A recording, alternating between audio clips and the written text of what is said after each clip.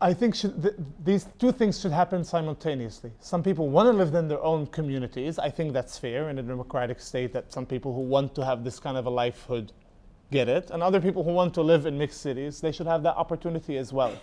It's not either or. And I think that even in all Arab and all Jewish cities, my hope that at the bare minimum, there will be and this is something I'm like slowly touching with some people on this idea of a sister school.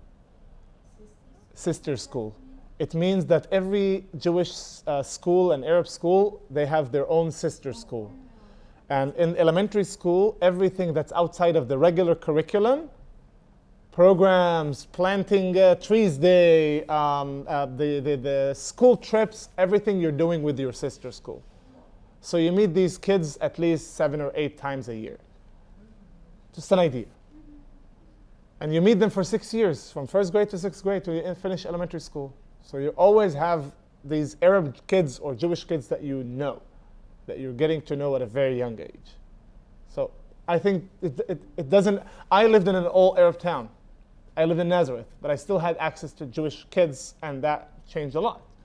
And I was able to learn Hebrew quicker, and we were able to speak, and you know, I can also maintain my own self, but also have opportunities to have friends. I think there is more of an awakening in the recent years about the importance of learning Arabic from the Jewish community. I see more people who go and study independently, which is also crazy. That so many people invest their own money to study Arabic, and it's expensive, where you know your education system should provide it for you for free. And a lot of people are doing that at a much later age. I know people who are in their 50s and start to learn Arabic. And they all say the same thing. I wish I learned it in school. I wish I learned it from my parents. I wish I learned it from this. I wish. But if it was in the education system, that wouldn't be a problem. The October 7th happened? No. No, only because of October 7th. Yeah.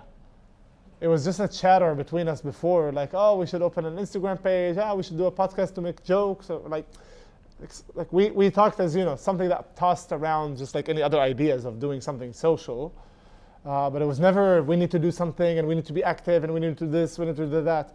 Just 2 days after October 7th, when I saw what was online and the hate and the rise of Islamophobia and anti-Semitism, particularly in the West, I just called Amira and told her, listen, let's do a podcast. And she said, yeah, and we did.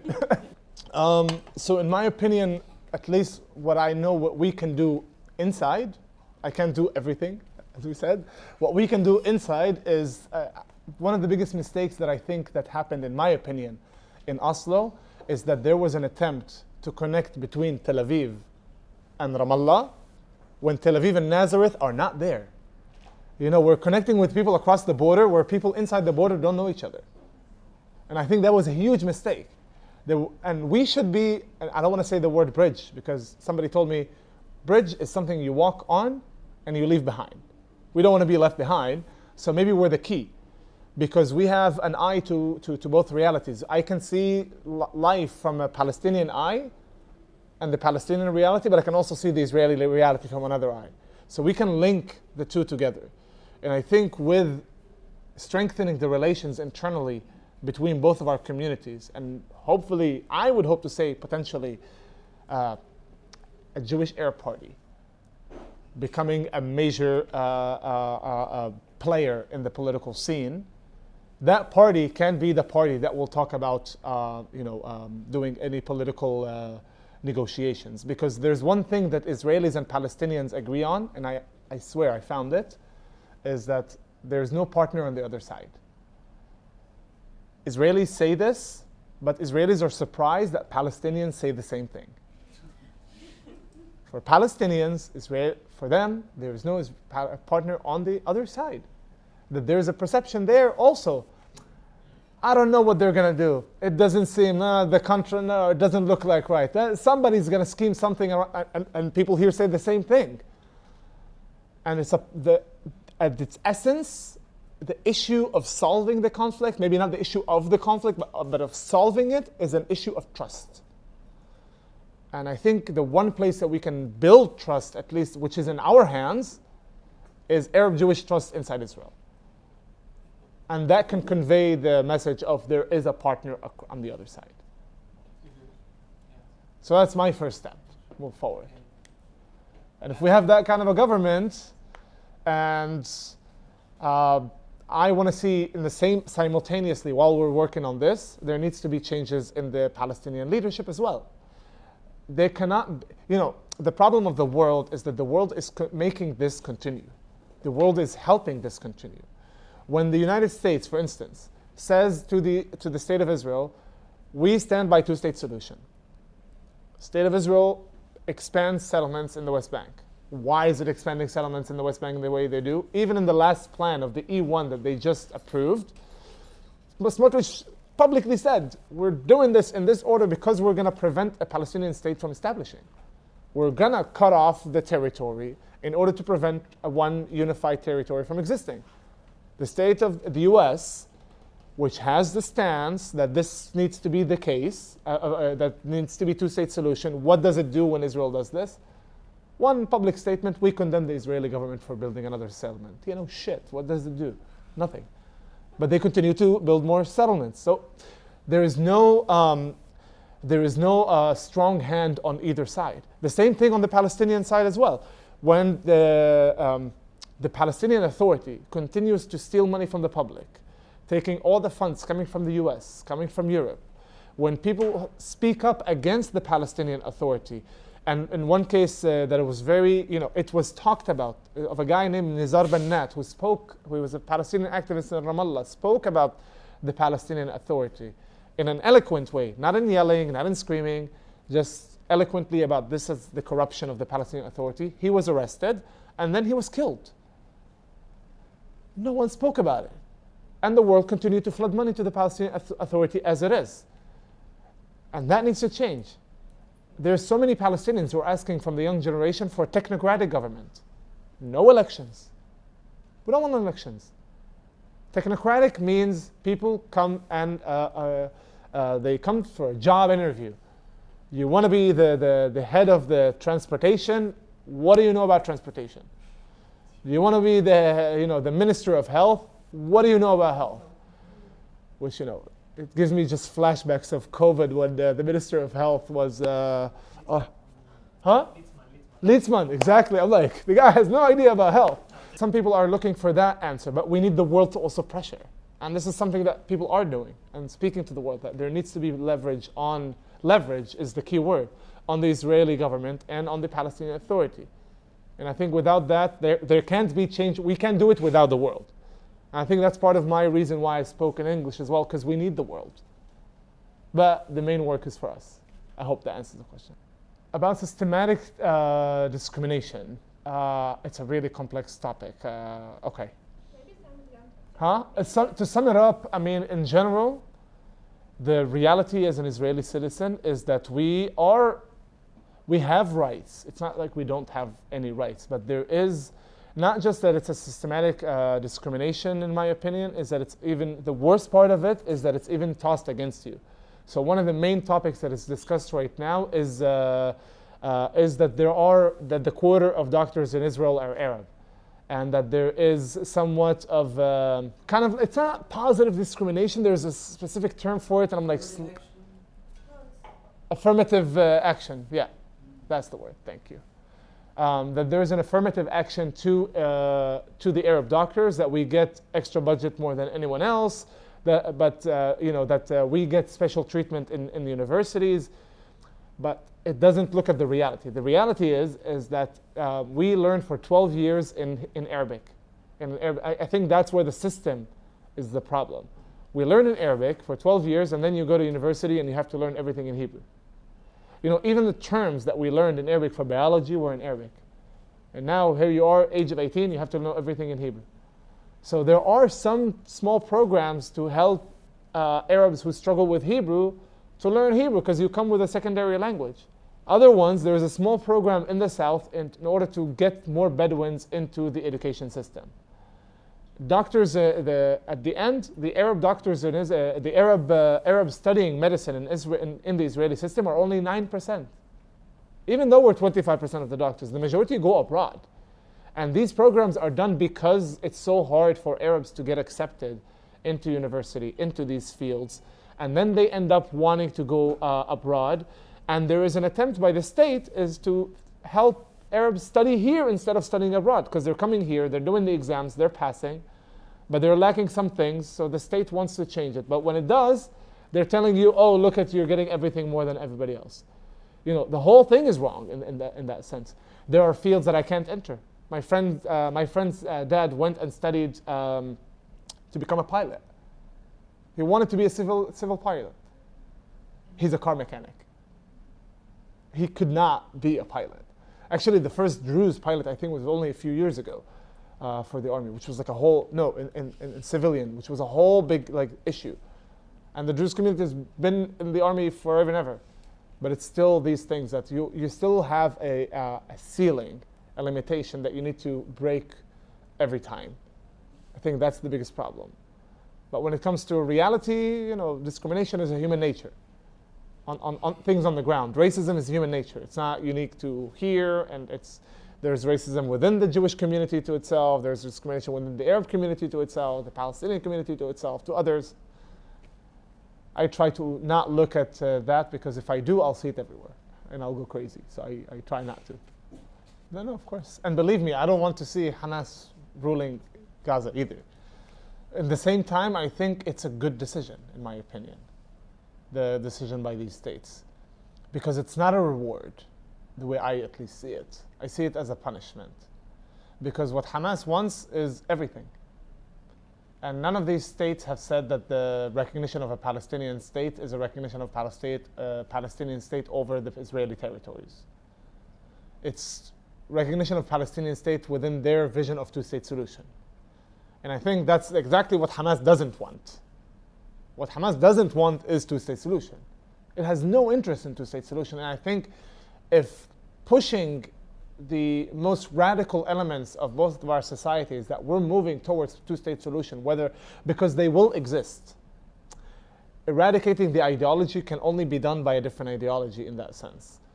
And that can only be done by shrinking their influence, their power, and their leverage. And as long as there is a perception among some people that there is something still to fight for, some people will latch onto that. But if that is over, if we're not fighting, if that's the state, then your statements, your existence becomes meaningless as Hamas. Because your whole existence is to take over everything, but it's done. There is a state. There's not more to go to. And a state has more responsibility than any authority, like the Palestinian Authority. It doesn't have the same restrictions. It doesn't have the same international standing. It doesn't have the same responsibility.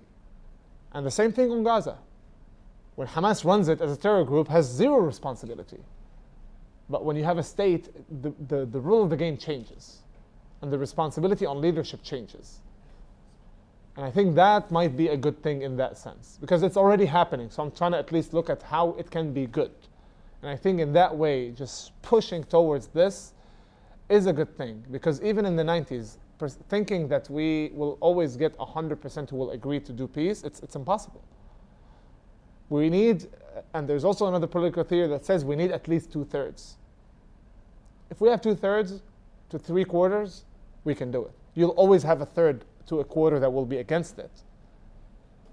You're not going to convince everyone, but they will shrink in numbers and in volume when you implement something. And I think that should be the case here. I hope that answers the question. I don't know if it's going to materialize the way I'm saying. That's my hope, at least. It's actually a very complicated question. Really? Yes, because an Arab is actually not an ethnicity. Like it's a language identity. It's a language and a culture identity. It's a culture and geographic identity. It's for a lot of the people who try to define an Arab, one definition that is agreed across is an Arab is a person who comes from a household that speaks the Arabic language and with a culture that comes and originates from the Middle East or Northern Africa. That's an Arab. It includes Jews, I know. They might be frustrated by this, but it is what it is. Some Jews are Arabs, and it's not because, oh, I'm not Arab, I'm Jewish. No, it's not an ethnicity. It's not erasing your Jewishness. But if you speak fluently in Arabic and your house for the next generation is learning Arabic as their first language at home with an Arabic culture, yes, you're an Arab. Yeah, I have a relative who studies in Nablus. Some people study in Bir Zayt. Some people study in Al-Quds University. And Najah is recognized even for med school so far. And a lot of people go to study in Jordan, and a lot of people go to study in Eastern Europe. So many people go to study in Eastern Europe. Russia, in Georgia, and Romania. There are a lot of people in Romania, Moldova, a lot of students in Moldova, and they're slowly actually reducing the countries that they give permission for medical degrees from. I have uncles who studied in Romania, medical school, and dental school. And like some of the best doctors that I know and dentists that I know that actually are from our community interestingly, studied in Romania. So just to get everybody into context, in the year 2000, in the second Intifada, October 1st, 2000, the Arab community went to protest, and it was responded with a very strong police that ended up in police shooting protesters. 3 of them were with live ammunition. 3 of them were killed in my neighborhood, Eastern neighborhood, Nazareth. 3 people at the top of our street, and 1 more down the street below. And it created a fear among our community from protesting, from joining protests, from speaking up. There's also a feeling of, is it even useful? Does it even do anything? Especially if I protest, does anyone give a shit? So there's lack of belief also that my voice matters. That okay, I'm gonna go outside, what is that gonna count? I don't think sometimes people understand the power that it has on you. Many Jewish people say the same thing, right? I know, and I think our society, is missing to grasp that element, is that to show partnership, we can also take a step. And to be honest, we had organizations that made the step towards us. We had protests when we had, for instance, Standing Together came to a lot of Arab towns and they did protests together. People joined. But also not in their, the tens of thousands, but people joined. But it's with a Jewish partner. And I think we also need to do that step sometime as well. And that's the problem with leadership. The leadership has kind of put us in a place and created this perception that we need, as a society, to be responsive. Not what's the word? Not to initiators, not to be initiators. We need to respond. What's happened? We'll respond to the situation. If we initiate, we take risks. If we take risks, we might be screwed. So there's always an element of hesitancy and an element of survival mode. We live on survival mode, so we cannot afford to take these kind of risks of protesting, and now I'm going to lose my job, and people are going to lose their jobs, and they're going to take photos of us protesting, and we're going to be fired. People are afraid of that. People are afraid of the police. People are afraid of, that they won't be able to change anything. And there is, and I think there was one more hit that we've taken, which was in 2021. In the May riots of May 2021, I think it's a hugely misunderstood thing within the Jewish community. The perception in the Jewish community that in May 2021, the Arab society out of nowhere came out, rose up, protested, rioted, looked for lynches on Jews, attacking Jews across the country, and that was happening for about a month. And Hamas and the war with Hamas. What was it at the time? Shomer Chomot. The guardians of the wall. That was the Jewish story of that, what happened.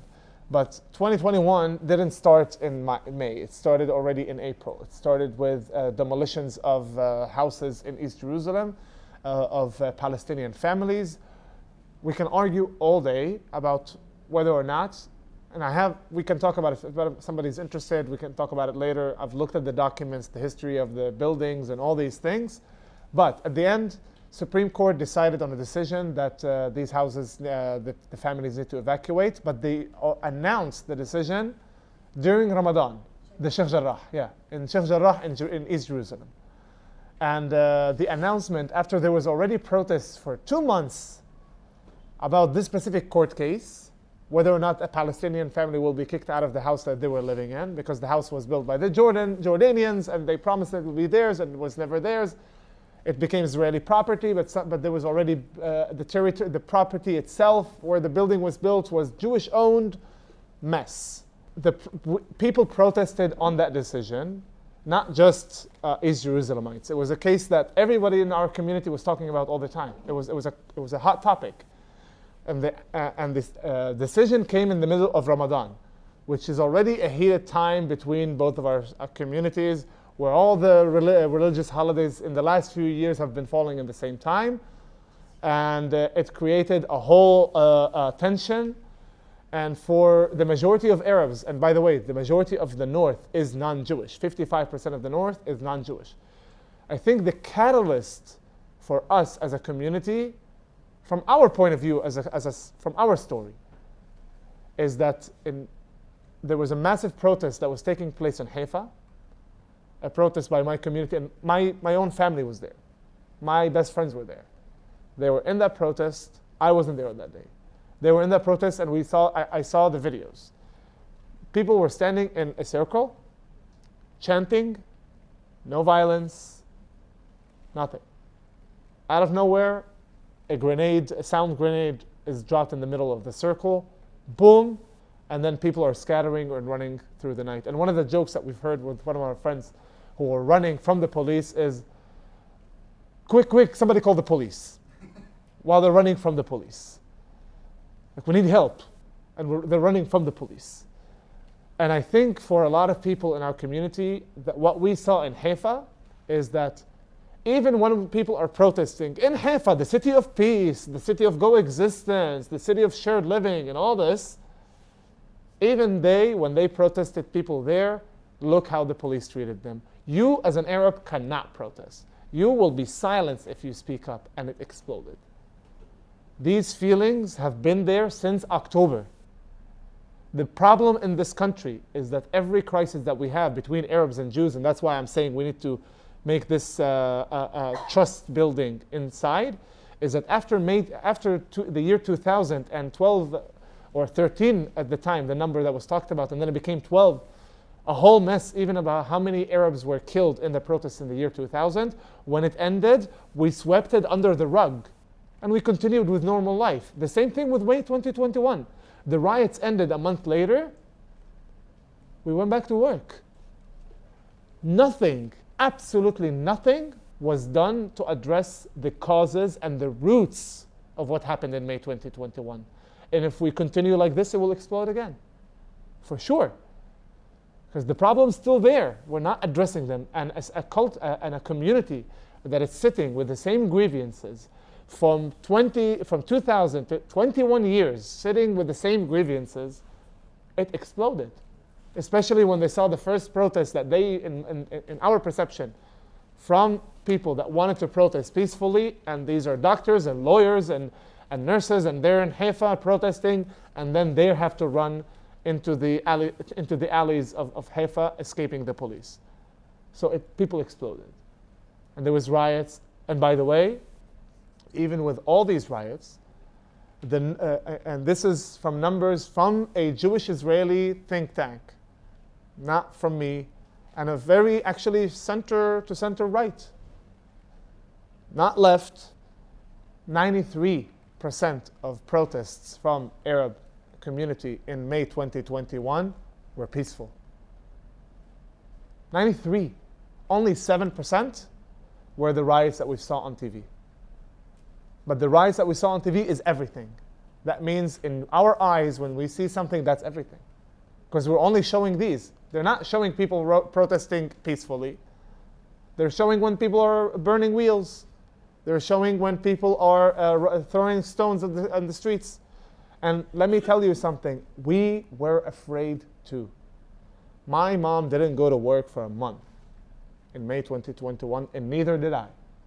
Because there was one intersection close to us, and we knew from my mom's co-workers that people were stopped at this intersection next to the Coyote, and they were investigating cars, whether or not they're Arab, and targeting them. So we were also afraid. This is the biggest problem that we have, is that lack of understanding and lack of understanding of each other's reality. So yeah, people don't protest. They're afraid of protesting. They're afraid of the last experience of protesting, which was 4 years ago only. I blame the political leadership. There are 4 parties. What the hell are they doing? Yeah. They can raise a protest. They haven't. At this moment, this is the sentiment. There is that fear of talking about, and even in Israel, people don't talk about peace. The word peace doesn't exist in the Israeli, the mainstream Israeli lexicon. The word peace doesn't exist there that much anymore. But even in the Palestinian society, if we look, for instance, at the polls coming out of Palestinian society, we see that in '93, when Oslo was the first introduced, 73% of Palestinians were for it. Actually, only 32% of Jewish Israelis. There were way more Palestinians who wanted peace in the beginning of Oslo than Israelis. The numbers only reached similar numbers in 2002. 9 years later, it took for the Israelis to increase in numbers to have a majority that believed in two-state solution. Throughout the whole 90s, there was no majority. Throughout the entire 90s, Palestinians were still at a majority of wanting two-state solution. And I think these people didn't disappear. They didn't all die and vanish. They lost hope. The problem of the issue of normalizing or normalization is a concept of not just anything Israeli. That differs from a person to person. But if you ask the parents at least, normalization is if you're doing something that ends up normalizing Israeli occupation of Palestinian people. That's normalization. Going to an activity with Jewish kids is not normalization. Some people from the younger generation are, because we live in a populist new world right now, right? So everything is under all the things are under the same banner. So normalization, so everything is normalization. But it wasn't the case. And I think if people are given real hope, that's what they want. When you ask a young Palestinian from the West Bank, what do you want? Do you know what one answer that's really common across people? I want to go to the beach. Really. I want to go to the beach. Never seen the beach. I know our land sits on the beautiful coast, and I can never see the beach. So give people hope, they'll take it. The question is, have we done that? And I don't think we have in 15 years, at least since 2008, we haven't given real hope of any kind of plan, any conversation about any solution. So you have from 2008 to 2025, zero conversation about anything that gives anyone hope. How will they have hope? So they say, okay, we're screwed, so we need to figure out our own thing. What peace? Unfortunately. I have no intention of going to politics. I think doing work in civil side is doing more good, at least right now. I don't know if politics is the place. I'm a guy who picked up a microphone 2 years ago and spoke on a podcast. That's it. Yeah, we're doing grassroots, but not nothing beyond that, to be honest. I see our role as just a tiny little thing. I know really great young people who can be leaders. I want to contribute. And if anything, I want to see women leaders. I think there's enough men that have done too much damage. So I'm all for women leadership at the moment. I'll take a back seat. I'll be political advisor. I'll be happy with that. No, it's fine. I mean, on the one hand, it's also a very dirty place. It wasn't something I had in my mind before until people asked me about it and people asked me to join parties. And then I never saw any party that also represented what I saw for Israel's future, and I don't have the tools or the mechanism to start something new.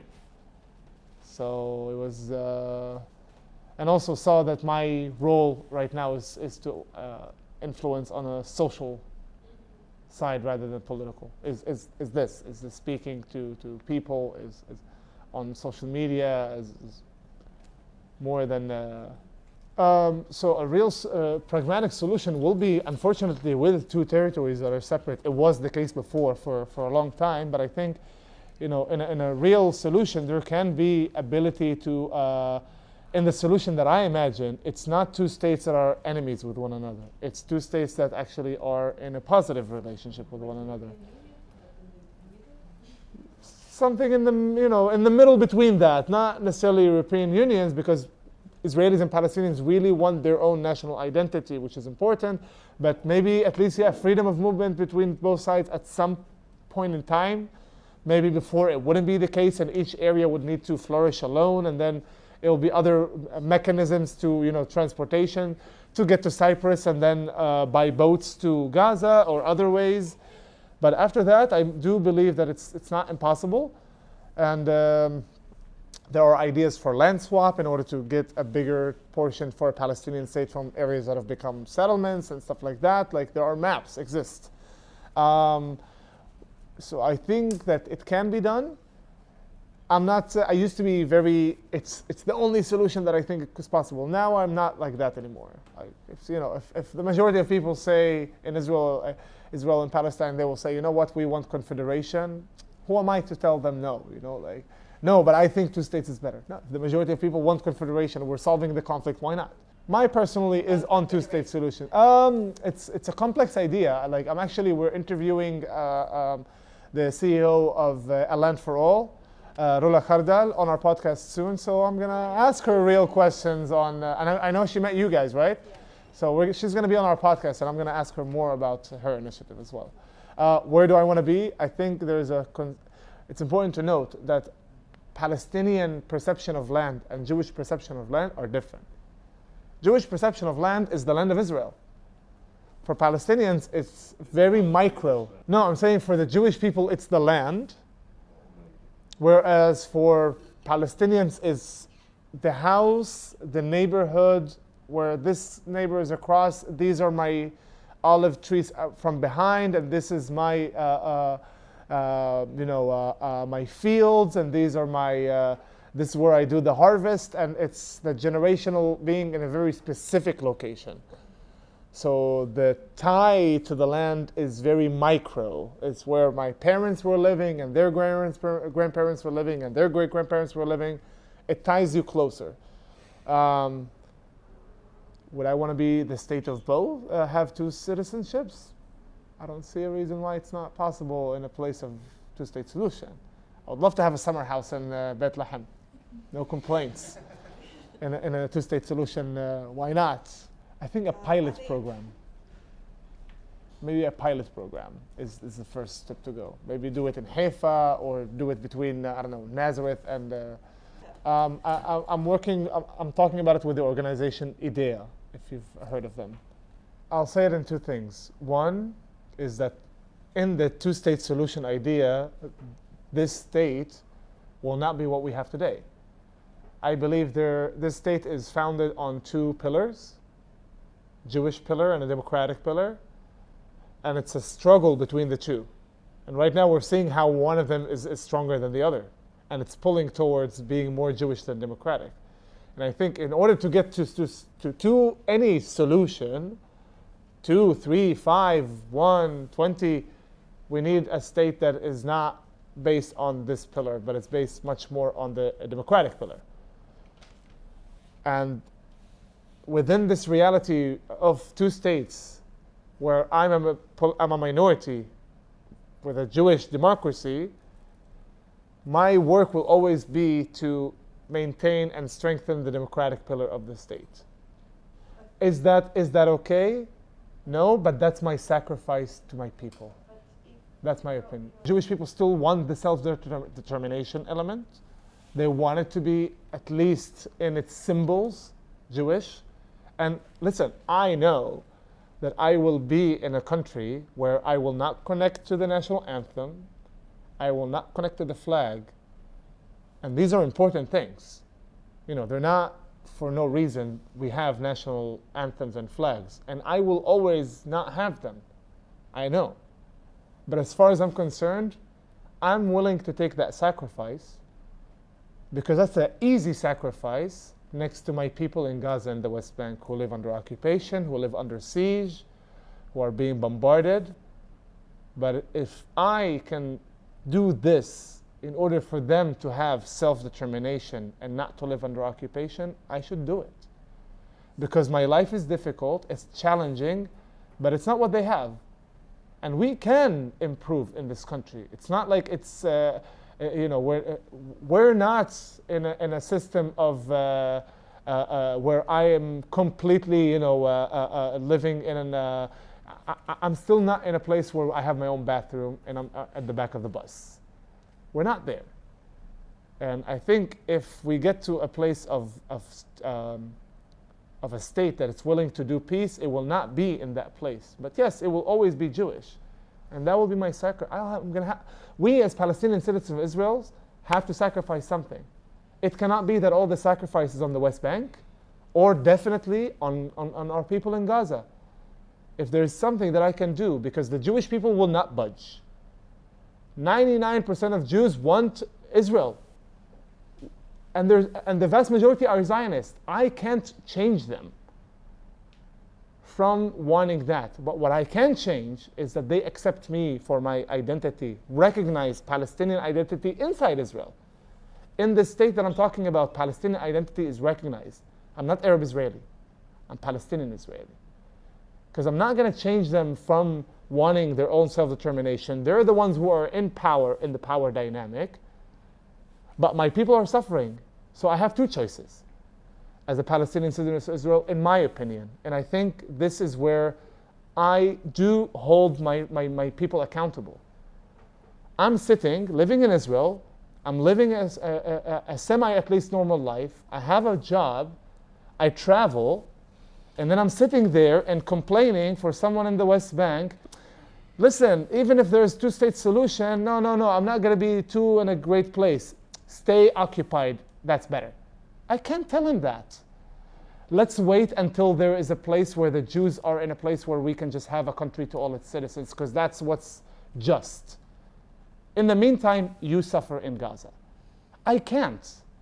Morally is wrong, in my opinion, that I continue living the life I live right now, and I tell them, listen, we're going to have to wait because the Israelis are not willing to do one-state solution right now, and we're going to have to wait until they change. When it will change, I don't know, 20, 50, 100 years, God knows.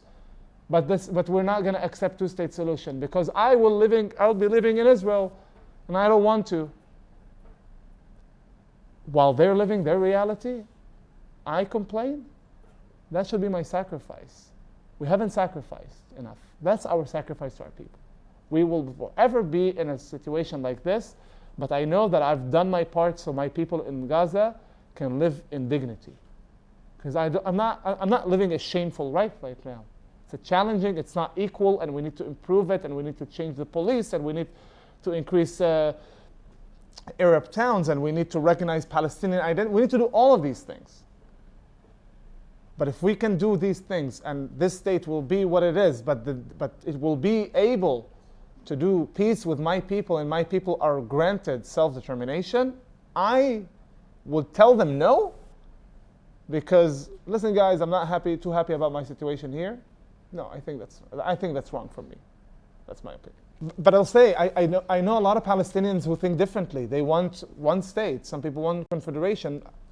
I'm not canceling it out. I think in my position, I don't see myself in a place where we have that privilege of wanting everything. We can't. I know. I agree. But it's better than fighting forever. I think the biggest problem of both Israelis and Palestinians is that we treat the land is more important than the people. And that's a mistake. The people are more important than the land. If we continue as Palestinians to fight for ever and ever for a land, and we're willing to sacrifice the people for the land, there will be no people left. Without Palestinians, there is no Palestine. if there will be no Palestine, and we're seeing it in Gaza, if they're going to kick the Gazans outside of Gaza, what's Gaza about Gaza? What's Palestinian about Gaza if they're going to kick out all the Palestinians from Gaza? That's it. The name will be gone forever. I don't want to be in a place where the Native Americans are. They virtually don't exist. They've taken their land up to the point where they give them a couple of places where they can build casinos. Is this what we want? No. The people are more important. We need the young children, Palestinian children in Ramallah, in Bethlehem, and in Gaza to have life and to have dignity. I know that they're not going to be in the place where their grandparents were, but they're not going to live in shame and under checkpoints and in horror. I know that they want something more, and I understand their pain and their aspiration for this dream. But not all dreams are attainable, but some are. And the dream of travel will be attainable. The dream of of freedom will be attainable. To have your own airport, to fly in the world that they don't have. I know that people look at the land, but we're sacrificing the people. And if we continue to do that, we'll be Native Americans. We'll have a couple of tiny little pockets of land that people will give us and shush, live here, under Israel. We're seeing it evolving in Gaza. And in the West Bank, the E1 document, that's alongside plenty other things happening. What's more important? The people are in the land. I, for one, I'm fighting for the people more than I'm fighting for the land. I hope that answers that question. On this note, thank you guys. Thank you. Yes.